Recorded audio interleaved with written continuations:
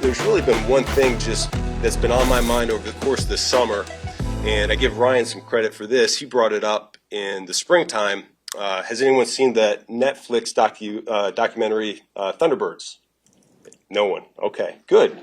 Spoiler alert, okay? Spoiler alert. All right, so it's the Thunderbird pilots, and what they do is they come together, and it's 4 new pilots, and they've never worked together, and through the course of their training, it's all about earning trust because it's a dangerous job, and they're doing some very dangerous acrobatics throughout the air. And at one point they say, I don't look straight ahead. I got to look at the lead pilot the whole time, and for 30 or 40 minutes nonstop, and we're just a few feet away. And shoot, over the course of the years, there have been some tragedies that have happened with how dangerous that is. But as I think about our team and where we're going into training camp, there are a lot of parallels there because as a first-time head coach, first-year head coach, a lot of new staff members on the coaching staff, a lot of new faces in the locker room. We don't know each other particularly well, and we've tried to bridge that gap over the course of the spring. But really, the next 6 weeks is about us coming together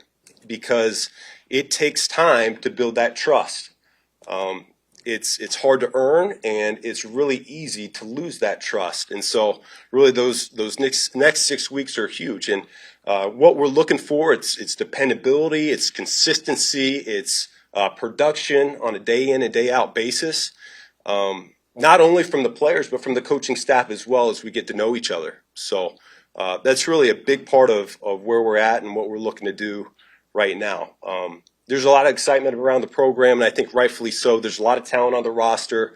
Looking forward to see what leaders come out of the locker room and really lead the charge here for us going into the fall. The focus for us is going to be on continuous improvement, all right? Really for the next 6 weeks, that's all we care about is getting a little bit better every single day by day, brick by brick, and that starts today. What's up, everybody? I'm Scott Bair, and alongside Carmen Vitali, we are bringing you a special edition of the Chicago Football Show. And much like the Thunderbirds, we are going to be piloting you through the first week of Bears training camp here from Halas Hall. Yes, that was cheesy. I see what you did there. I'm full of dad jokes. We have 30 more minutes of that. But before we get into more bad puns, let's focus on what the concept that Ben Johnson was talking about when he's using this. That spurred your analogy. pun. That didn't come out of nowhere, guys. Right, yeah. So just to hear that sound and to hear him speak at Halas Hall, he spoke. Ryan Poles gave an opening statement to the press conference. Grady Jarrett talked, and also Caleb Williams. So lots to break down over the course of the next 30 minutes. But again, let's start big picture. What was your takeaway with what Ben Johnson said about the race that's coming over the next 6 weeks of the preseason? Yeah, it was all about a race to kind of install those fundamentals and to build the foundation. But also he talked about in that Thunderbirds analogy, he watched the Netflix documentary on the Thunderbird pilots who have to build a tremendous amount of trust with each other. And they're pilots that are put together that have never flown together before. They don't know each other very well. And there were a lot of parallels that Ben Johnson drew with himself being a first-time head coach, coming into a building that doesn't know him, with players that don't know him, installing 2 separate systems when you talk about the offense and the defense under Dennis Allen, and how they had to establish trust. And that's what these next 6 weeks are going to be about, is that baseline of trust and getting everybody to trust each other, which I really liked, because that it's true. None of this happens if you don't trust each other. And yes, Ben Johnson's coming in with a little bit of a track record from what he did in Detroit, but it's his first time as a head coach. Mm-hmm. And now, he has to galvanize this team and bring them together and to try to see success. And there's going to be bumps in the road, Scott. He acknowledged there's going to be bumps in the road. Can they stay together? Can they build enough trust in these 6 weeks so that when those bumps inevitably happen, they stick in formation? See, I can do it too. I can do it too. I thought it was interesting. It's something that is just human nature, that trust is hard to earn and easily lost. He said that, yeah. With that concept, you're going to have failure. You're going to have disappointment. There's going to be a time when Ben Johnson's going to yell at you on a practice field. But how do you deal with that? And you build that trust by day in and day out, getting up at at the crack of dawn and grinding through these practices and teaching. There's a difference between yelling and teaching. For sure. Right? And I think that he's more in the teaching mode. Sometimes you have to be aggressive. We heard Caleb Williams talk a lot about that. Right. About the need for hard coaching. I think Ben Johnson is going to bring that. But when you look at this, and he used the other analogy is the race to Monday Night Football against the Vikings.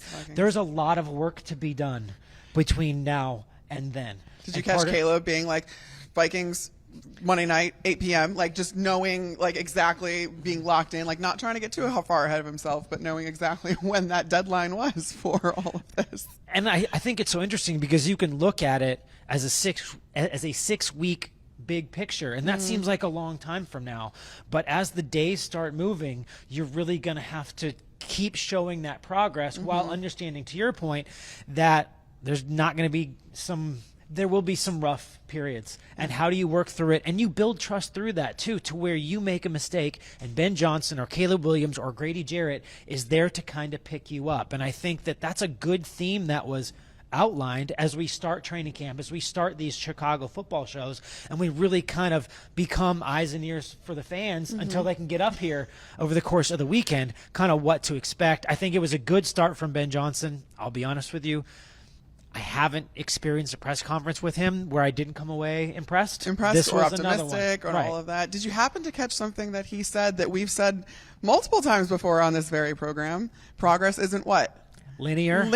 Yeah. Ben Johnson saying that at the podium, but that's called a Carmenism, is what that is. Oh, I don't know that I can take credit for that. However, that's something that I'm glad that Ben Johnson is realistic, and that's something that I think has come through in a lot of the press conferences with him, whether it was in OTAs talking about Luther Burden missing time. He's very realistic and very transparent about what it takes to build a foundation, to basically overhaul a team, install these new systems. He acknowledges that there's going to be a learning curve. It's not all hunky-dory. It's not going to be easy. It's going to be hard. And that's what he's preparing his team to do. And that's what he's preparing Caleb Williams for. And Caleb Williams even said, I've had tough coaching in my career. This is what I want. And it seems like he's getting it. Yeah, and I like that you asked you asked Caleb Williams, I'm sorry, what homework did Ben Johnson give you? Yeah, and I mentioned he gave him homework. I wanted to know what it was. And I think that's a pretty good question. I think the homework that he gave him was the right types of things. It was errant throws to his left. That's minor things. Yeah. It's footwork. It's spending an hour in your playbook every day. I feel like it's a teacher telling you to get your reading done. Yeah. But Caleb Williams seems into that. And lots of people say they like hard coaching. It's different when you get it. It seems like Caleb Williams has experienced that. What did you take away from the homework concept? And it seems like Caleb Williams is very confident in where he is leading into the summer. Yeah, and it has to come from being prepared and that foundation that you laid. Even in OTAs, Ben Johnson said, hey, listen, we threw a lot at these guys in OTAs. We saturated them with information, I believe is exactly the term that he used. And it was to see how much they could retain and then come away with, so that when they start training camp, you can kind of hit the ground running a little bit. But he's not, again, sugarcoating it. It's going to be hard, and you have to come in prepared. And so to hear Caleb Williams has been spending, an hour in the playbook, he told me, if you can't spend an hour in your playbook, then maybe you're in the wrong profession. Right. An hour in your playbook a day, maybe you're in the wrong profession. So, and it's true. You have to come in with a really good working knowledge of that playbook, so that way you can apply it as the reps get live, as the pads come on, which he was obviously so excited for.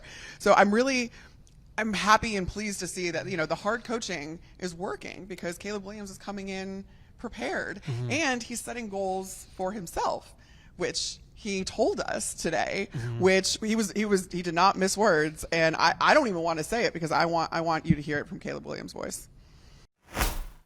Obviously I have self goals. And that's, being the first 4,000-yard passer in Bears history. That's a, goal of mine. 70% completion. That helps the team, keeps us on the field, puts us in better positions. And then other than that, just trying to go down and, score the most points that we can with these drives that we have. So, that's kind of my self goal. And obviously other than that, you got to go win. That's success for me. That's success for the team. And, that's all we wish for, and all I wish for. I didn't want to be the one to say it because it sounds so punchy when Caleb Williams says it. It's nice to hear from, in his own words, Caleb Williams wants to be etched in Chicago Bears history as the first 4,000-yard passer. And, he had the 5th best season of any Bears quarterback by those counting stats, at least, last season. So you have to think that it's a pretty realistic goal. And the 70% completion rate goal, that's something we heard from Ben Johnson first. That is high, but you might as well strive for it and see if you can hit it. And if you don't, well, hopefully you're not too far off, but that's a really good goal, and it seems to be a goal that both him and Caleb Williams and Ben Johnson are both aligned on. And I like that Caleb Williams understands the why of it. Sure. To just throw the number out there that may seem daunting, just looking at 70%. He was in the low 60s last year. But when you hear him explain why, it's because Ben Johnson has told him it's about staying on the field. Right. It's about taking the 5-yard check down as opposed to trying to get something down deeper. Right. And it's also about avoiding sacks too, yes. right? So it's about he talks a lot about using higher percentage pass attempts yes. to keep the ball moving, keep the offense on the field, and keep those things churning, because as we also heard in his goals, not only is it 4,000 yards and it's also a 70% completion percentage, it's also putting the maximum amount of points per drive that you can. Yeah, scoring the most points you can for your team. Sometimes Incredible. that's 7, sometimes that's 3, yes. right? Sometimes it's eating time off the clock. Yes. But the fact that he's thinking that way, and then he understands, okay, 4K to 70% to maximizing points per drive, you're going to win a lot of football games that way. Right, and that's the ultimate goal then, is to see team success. Yeah, so I think that was encouraging to hear him kind of rationally understand why he's doing these things, the rhythm that the offense needs to be in. And I also think that Caleb was pretty understanding of the fact that the infrastructure, that was a word that was used in the press conference, has been built up around him to such an extent. Right. From the NFL draft with the skill players to free agency and trades with the interior offensive linemen, that there's a real opportunity here. And I contrast that to last year's Optimism, where but this one, we've said this on the show before, it just feels different. It feels much more cohesive, too. And when you talk about Caleb Williams having these goals, well, that is all in line with an offense that is more of a rhythm offense, that's taking what the defense gives him, that's moving the ball down the field and controlling the clock by keeping possession of the football and not making any of those, plays that get you in those 3-and-out situations because you're in 3rd and long and it takes a miracle to run around the backfield and make something happen. It's keeping that rhythm and really just moving the ball down the field pretty methodically and getting that down before you get to all the fun stuff. So speaking of some fun stuff, though, I think we have a fun guest coming on with us very, very shortly. So why don't we get to that soon? Yeah, absolutely. Chicago Sun-Times Bears beat writer Patrick Finley will join us coming up next. Welcome back to the Chicago Football Show, and as you can see, our 2 chairs have expanded to 3. Joining Carmen and I is Chicago Sun-Times Bears beat writer and host of the Halas Intrigue podcast. Patrick Finley is joining us after hearing an opening statement only from Ryan Poles and press conferences from Ben Johnson, Caleb Williams, and Grady Jarrett. I guess I'll just start it open-ended, Pat. Your biggest takeaway from what Ben Johnson said during his time at the podium. Anything jump out there? I think it's time to take this very seriously. He spoke about, hey, we are learning the preseason games are going to be important even for him as a head coach. He needs to ramp up in time for the season as a head coach, in addition to, having his players do the very same thing.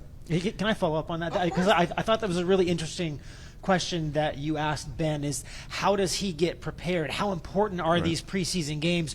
Can you kind of tell the fans what his answer was and kind of what you took away from it? Well, the Bears, spend their off season putting their new coaches through these paces, and they have experience because, as you know, the last coach that they hired who'd been a head coach before was John Fox that one time. A while ago. Then Patty Driscoll, who I think was born in the 1800s. So, they try to teach these lifelong assistants how to be head coaches. Part of the reason they do that is to make sure that they know when to call a timeout. They know when to go for it on 4th down, those sorts of things. Matt Eberflus obviously struggled with it, and they have set out to make sure that Ben doesn't. So he's watched a lot of film. He's stopped the tape and gone, okay, what am I going to do here, and why am I going to do it, and in what cases would that be different?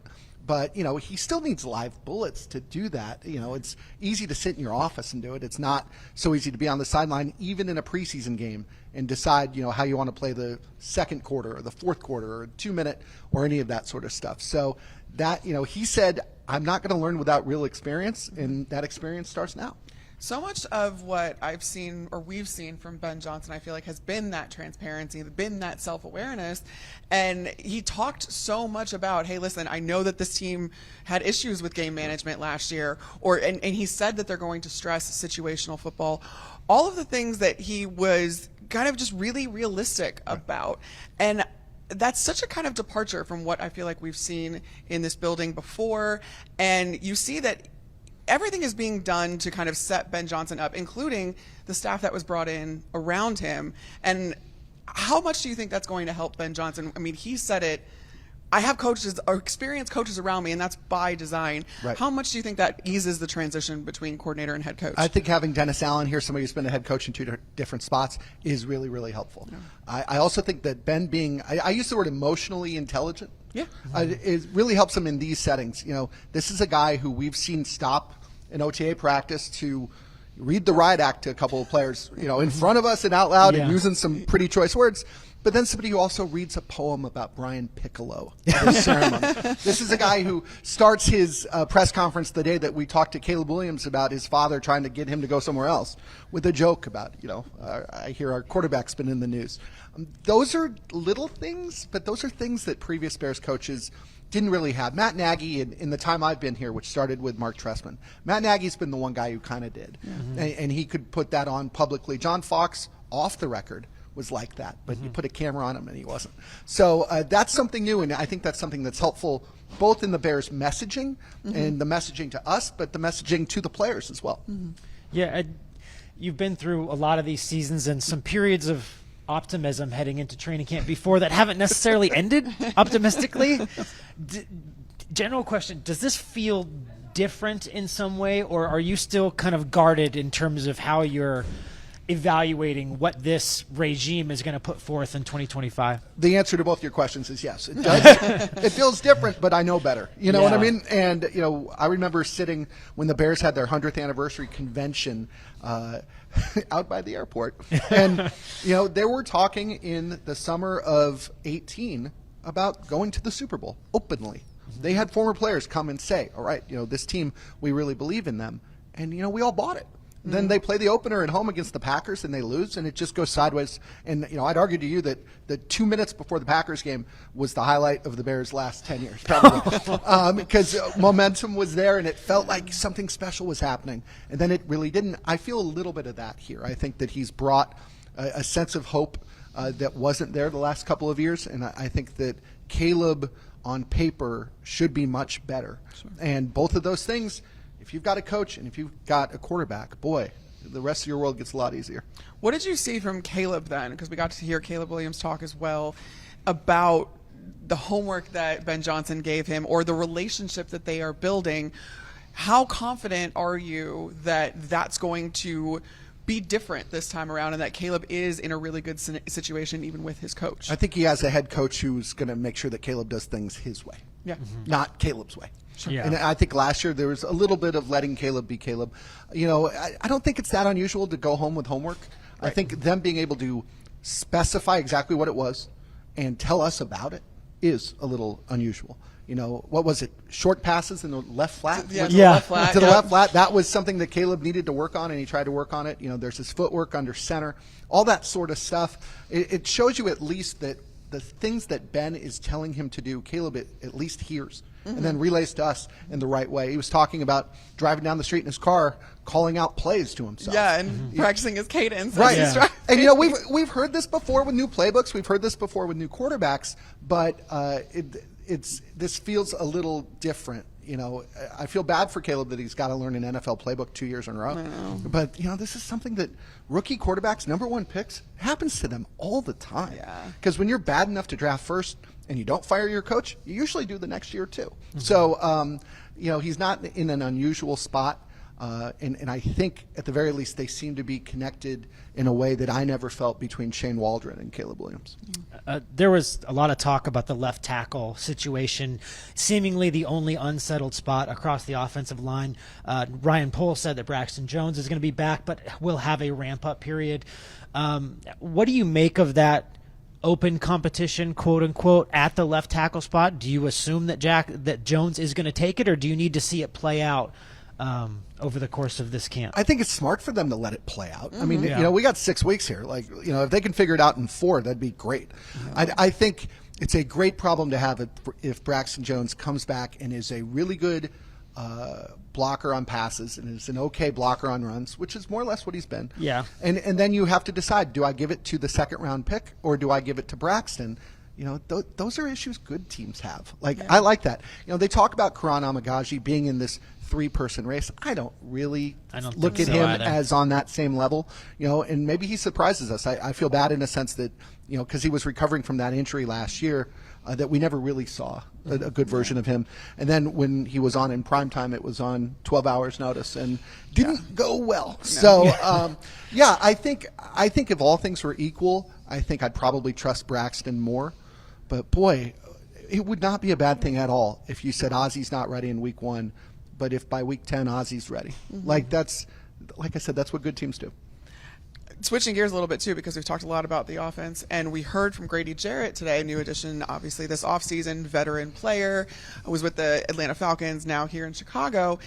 Took a lot of kind of emphasis, or took a lot of responsibility for that defensive unit. And also another guy that really doesn't pull punches when he's talking at a podium. But what did we kind of learn, do you think, from what Grady Jarrett said about this Dennis Allen defense and how that's going to go? Somebody asked him whether he was going to be a vocal leader, and I'm sitting there thinking, I don't think there's any other way he can do it. He is a great talker. And you know this from your previous experience. He lights up a room in a good way. My favorite moment, selfishly, was when I said, you used to be rivals with Dennis Allen. Did you hate playing the Saints? And he said, my ego won't let me say that. I think that his energy will be contagious. I think that his familiarity with Dennis Allen, even though they weren't together, they played on teams that hated each other. Yeah. I think that will be helpful. And I think they're paying him enough money to expect some pretty good production out of him on top of that. If they get, his average season plus everything he brings on top of that, I think then it's probably a pretty good signing. All right, well, let's stay on the defensive side with some more news that Jalen Johnson is going to be on the non-football injury list for a while, dealing with a leg injury. At this point in camp, teams don't have to get any more specific with injuries than that. He's going to be out for a little while. But this is a guy who understands press man concepts and has been a star for a long time. What's your level of concern? Are we hitting red? Are we in orange? We down in blue? Where are you at with that? I mean, it's still mid-July, right? Yeah. They said a couple of weeks and that they'll circle back and let us know more later. That's never a good sign. Is No. But if you need another update, that's probably not what you're looking for. I think there's a good argument that he's their best player at any position, full stop. Yeah. And because of that, am I worried about him missing if it's 2 or 3 weeks of training camp? Probably not. No.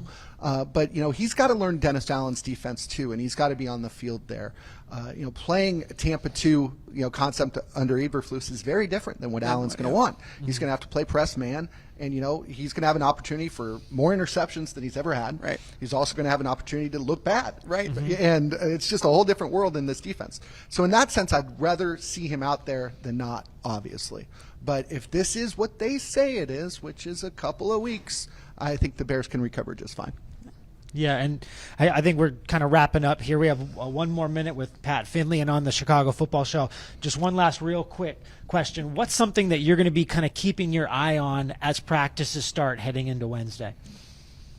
Matt Eberflus's players got hurt a lot during training camp. Do you remember this? Yeah. Like a lot. So general health is something that, you're going to watch, not necessarily because, oh my God, what if this guy misses 3 days, but what does it say about the coach and knowing the limits of his players? I'm going to be watching that. I'm going to be watching Caleb just like everybody else. And you know what? One more thing. I think I'll be watching the 2 rookie pass catchers, Colson Loveland and Luther Burden. Yeah. They have not had any experience really with Caleb. Luther got hurt at the end of rookie minicamp. Right. So this is their first exposure to him. and we'll see how they interact with him and whether they can gel. Because last year, at least in practice, Roma Dunze and Caleb, got on very well. Very well. And if these two rookies can do some version of that, I think that would bode well for everything. I think that's a good bow that we can put on Tuesday's access and the reporting of Bears players to Bears training camp here at Halas Hall. Wednesday will bring another day, the first practice, and another Chicago football show on Marquee Sports Network for Carmen and Pat Finley of the Chicago Sun-Times. Again, check out the Halas Intrigue podcast. We will come to you again on Wednesday with another special edition of the Chicago Football Show.